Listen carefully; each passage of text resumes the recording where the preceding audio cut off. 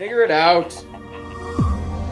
Hello, this is Adam Koralik from Figured Out Productions. The following video is a video of some kind, and I hope you enjoy it. Hey guys, it's Adam here, and today we're going to be doing something very special. We're going to be celebrating the 60th anniversary of Sega. They actually reached out to me as part of their birthday celebration to make this. What we're going to be doing is we're going to be doing a mini recap of every single one of their consoles, save for one, simply because I don't have it, and we'll talk about it when we get there. I've done extended versions of this on the channel for almost every single console that's on this table right now has an entire video. This is just going to be a bite-sized version so you can get the elevator pitch of what happened. A couple of ground rules. We're not going to be talking about multiple iterations of consoles. For obviously, most notably, the Sega Genesis or MegaDrive had a ton of different hardware versions. We're not going to go into all that. We're just going to go into like the individual console as a whole.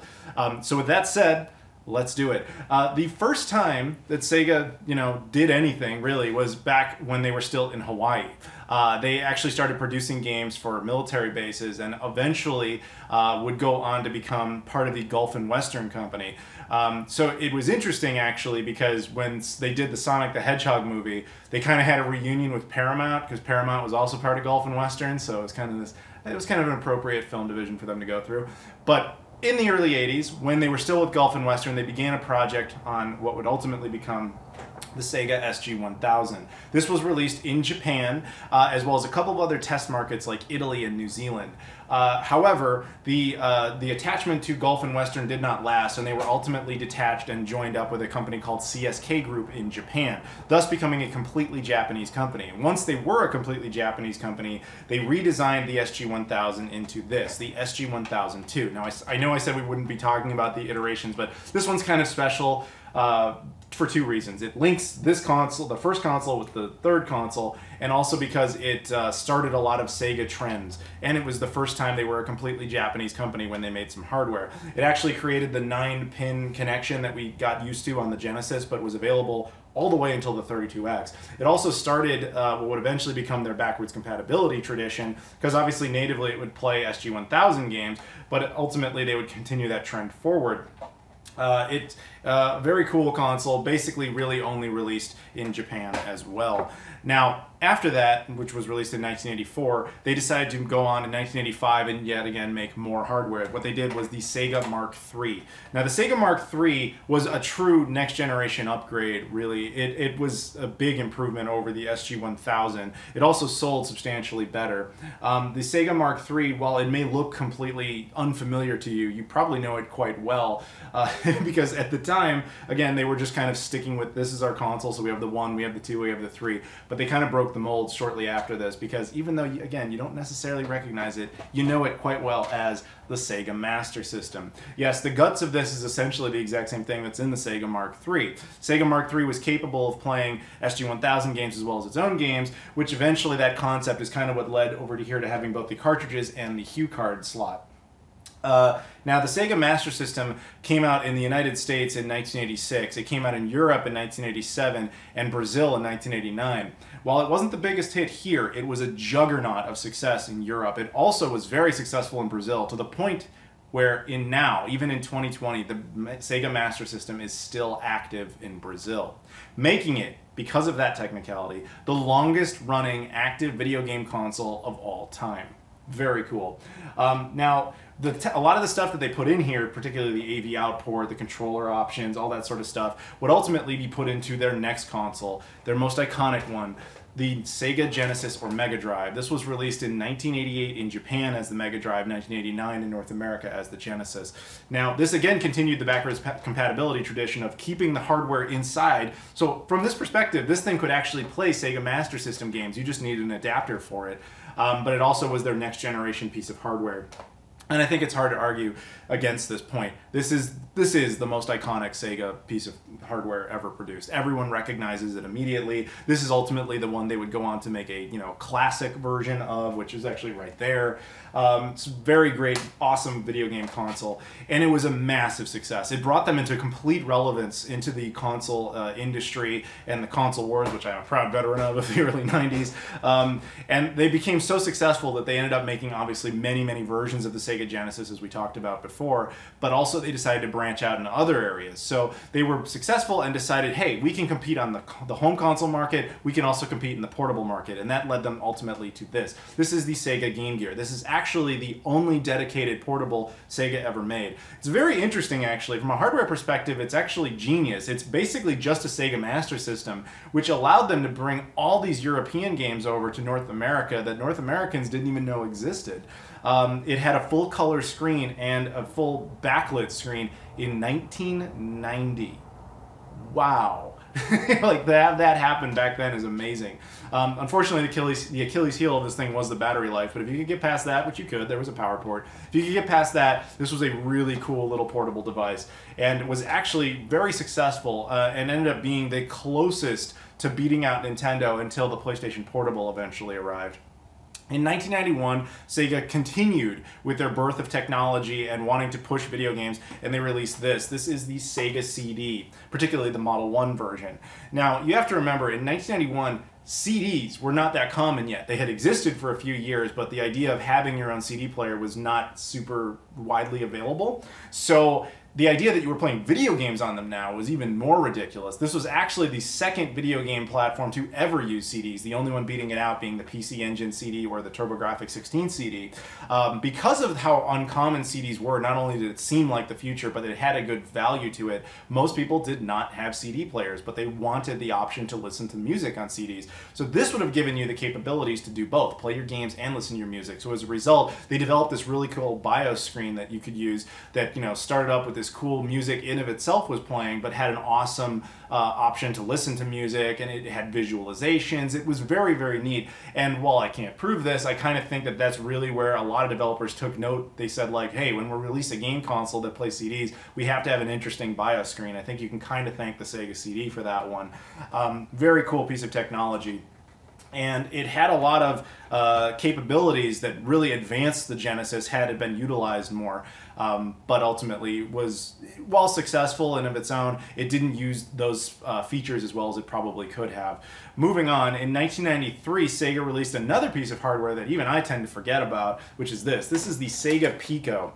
This is actually a childhood development console. This is like for 3-year-olds. This is not really meant for most of us. But this was released in 93 and was actually a pretty big success for what it was supposed to be. And as you can see, it's just this thing. You put the games in there, and they kind of like fold in here, and they have like pages. And then from there, you could interact with the games by using this little pen, stylus type of thing is probably what we would call it now. And you can point on here, and you could draw, and you could do puzzles. Like, that's what it was for. Yes, it connects to a television. It's not like the screen is here.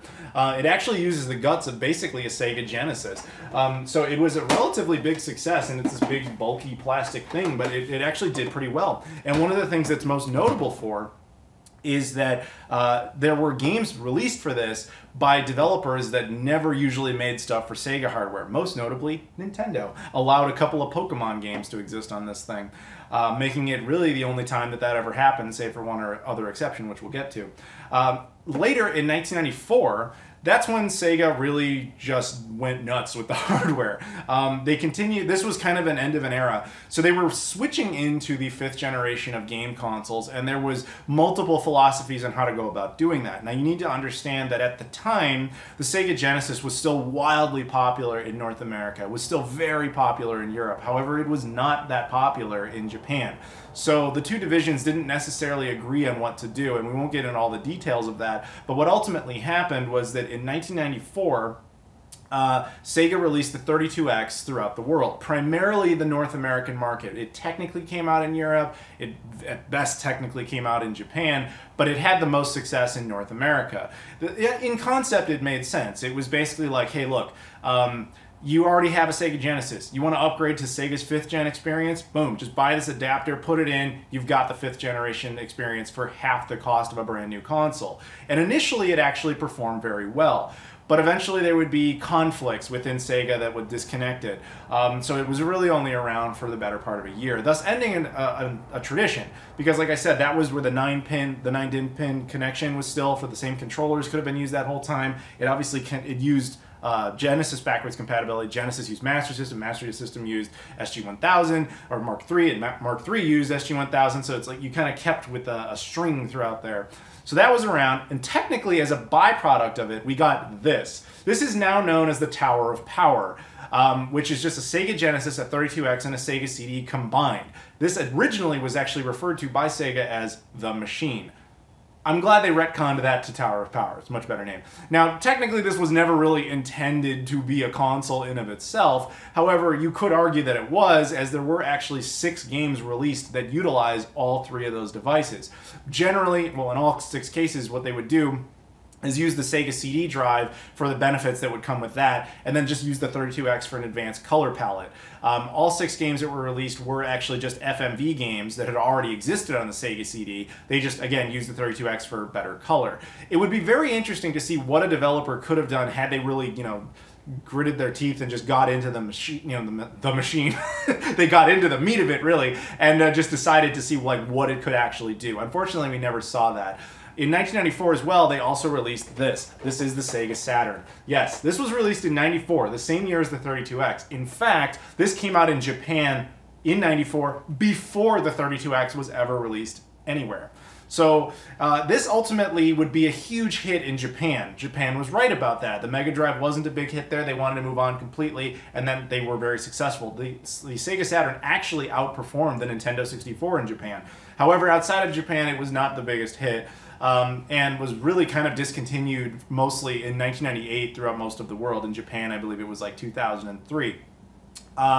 And what they ultimately decided to do was say, all right, all of us need to get together, all our divisions. We need the American division, the Japanese, European, even the Brazilian division. Let's all get together. We need to unify under a single umbrella here, single plan. And that's what they did. They gave us the Sega Dreamcast, the white dream machine, the white knight of Sega, my favorite video game console of all time, launching in 1998 in Japan and 1999 throughout North America and most of the rest of the world, leading to unbelievable game experiences in Sonic Adventure and Shenmue and just so many others that, you know, you could endlessly talk about. An absolutely amazing video game console for Sega to go out on. Unfortunately, the problem with this is while it actually sold quite well initially, it's just that Sega as a parent company was just kind of hemorrhaging money from a lot of things. It just was not the juggernaut success it needed to be to keep them into the video game hardware business, and ultimately was discontinued only a couple years in. To this day, it is still probably the most, you know, fan-demanded console for some sort of sequel or re-release or a mini or a classic, if you will. The Sega Dreamcast. You know, I mean, what a way to go. Although, it's funny, technically, this isn't actually the last piece of Sega hardware. And I'm not referring to the Genesis Classic either. There was actually one other that is so obscure, even I don't have it, but it did exist. And that is something called the Sega Beena.